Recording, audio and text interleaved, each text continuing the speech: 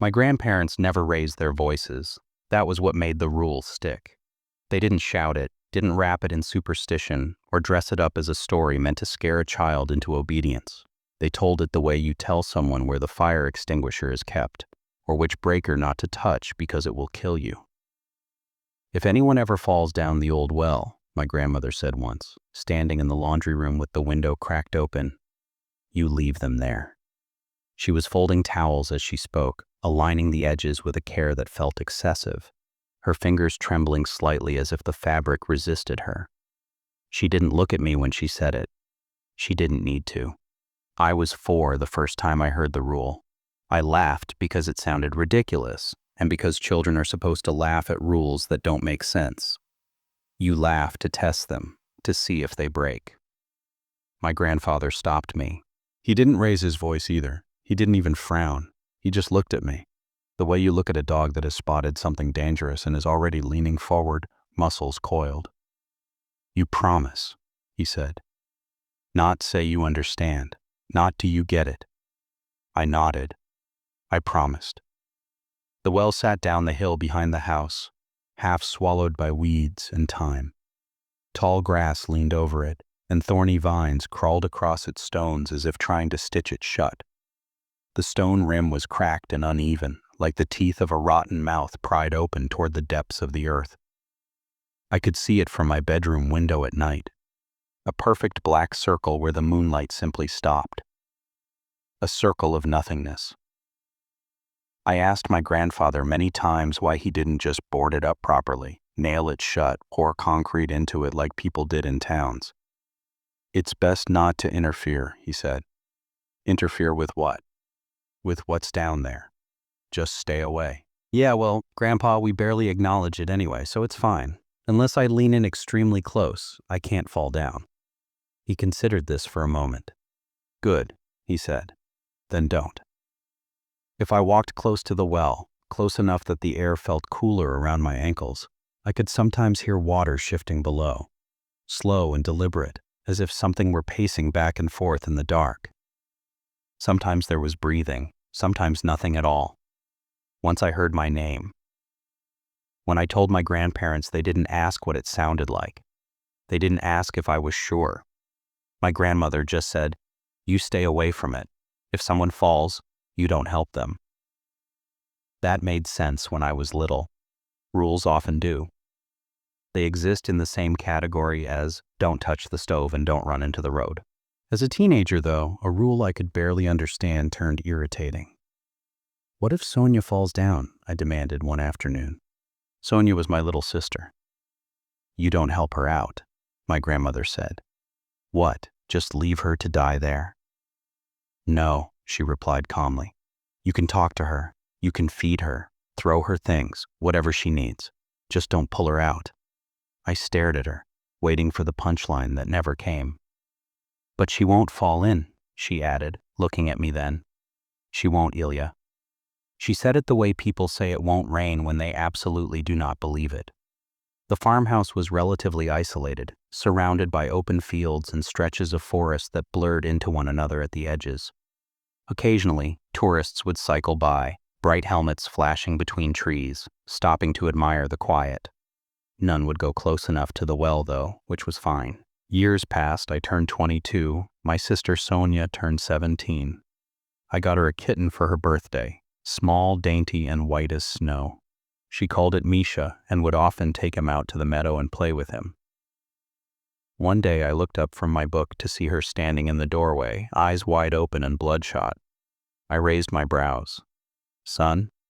I didn't mean to. I fell asleep and Misha he fell. My mouth went dry. "Did you pull him out?" "No," she responded as her voice died down. "He's still down there. I can hear him meowing. He is too little to climb out. He can't.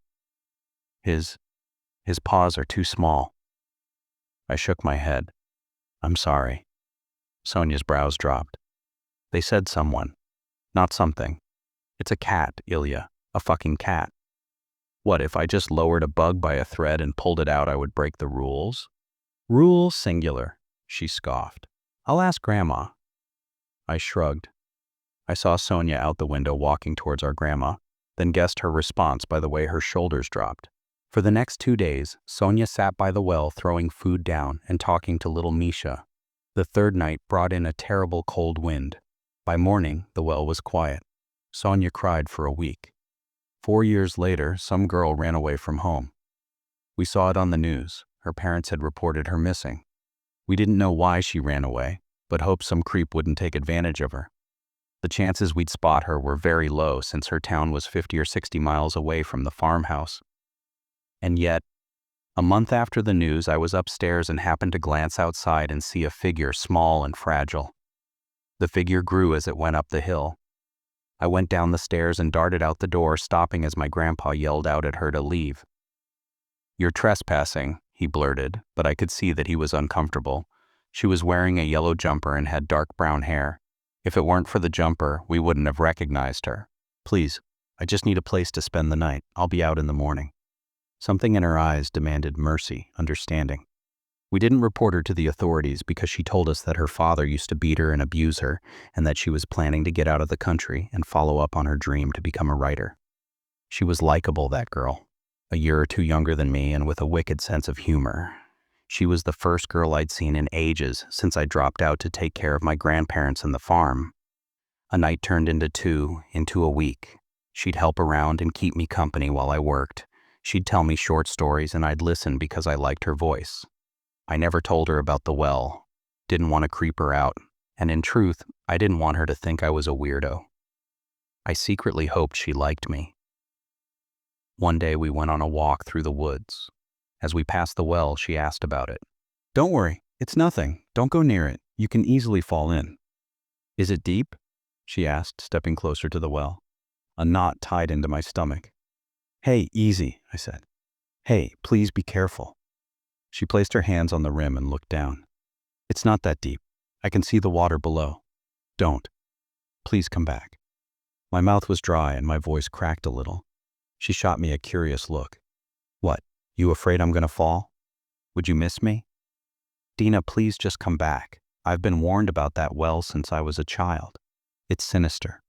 I've been told not to pull out anyone who falls inside." She turned sober. "Is that true?" "Yes." A pause followed. I felt she didn't believe me, but didn't want to know anymore. I want to say she came back. I want to say she didn't trip and fall, as if some invisible force had pushed her down. I want to say I didn't yell and rush to the rim, looking down, to see Dina's head emerging from the darkness. That's not what happened, though. I heard her gasp down there and then laugh nervously. "Fuck, Ilya. It's not that deep, but I don't think I can climb out. I may have sprained my ankle. Just throw me in a rope or something." I stepped away. Ilya, you can't be serious." A rule was a rule. I was raised to follow rules. My throat tightened. I'll take care of you."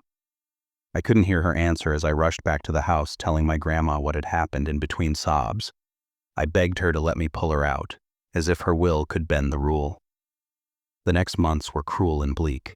I would throw her food and clothes, even a pillow. I stopped throwing in things that were too voluminous, in fear that she might stack them on top of each other and climb out. I willingly trapped another human being with hopes and dreams inside that well. Over the weeks, her voice hollowed out. I can't describe it. Deep down, I feel that the whole thing was a fucking hoax and I just let her die without any reason, but I swear she started pausing before answering me, as if she was listening to something else first. Even her spirit, her presence, felt different. You have to believe me. Something clung to her down there. When we talked, it wasn't just the two of us. I'm not even sure how many intruders there were in our conversations. She would keep telling me stories, strange ones. She'd tell me about dreams she had, of death and rot, and once, she told me she found a kitten. I even heard a faint meowing as she said that. That was the last time I visited the well. That was almost 3 years ago. Whatever was down there was surely fucking dead. A few minutes ago, I heard a knock at the door. It was around 7 p.m. and the sky had darkened enough for the porch light to be on. Through the kitchen window, I could make out a silhouette in the mist. Broad shoulders, head tilted down. The knocking came again and a voice. "Hey, could you help me out, please? Please?" I looked through the peephole to see a man around my age, uncomfortable and soaking wet. "Hey," I responded, my hand on the doorknob, either to open the door or lock it. I wasn't entirely sure. "What happened?" "My car broke down 1.5 miles away. You're the only house I can see, and, I was climbing up the hill to you guys and I fell down that well." He snuffled and wiped his face for the second or third time. "I yelled so much until some tourist riding his bike pulled me out. I think I hurt my knee. I'm so fucking cold." My hand tensed up on the knob. "What? What do you mean, fell down?" I absently asked. "Yeah, I fell down." He looked up and I could see he was hurt and shaken. His eyes were red from the cold or the crying. "I could have died." "Some tourist pulled you out?"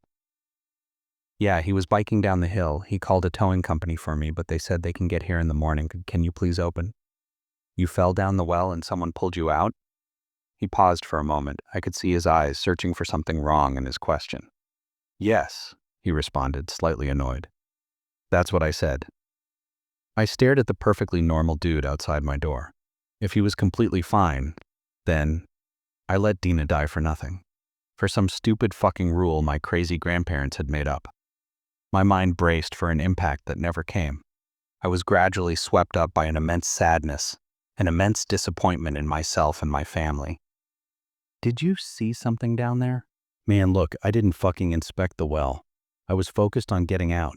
It was too dark for me to see. Just let me in and the four of us can talk. I'm soaking wet and it's January."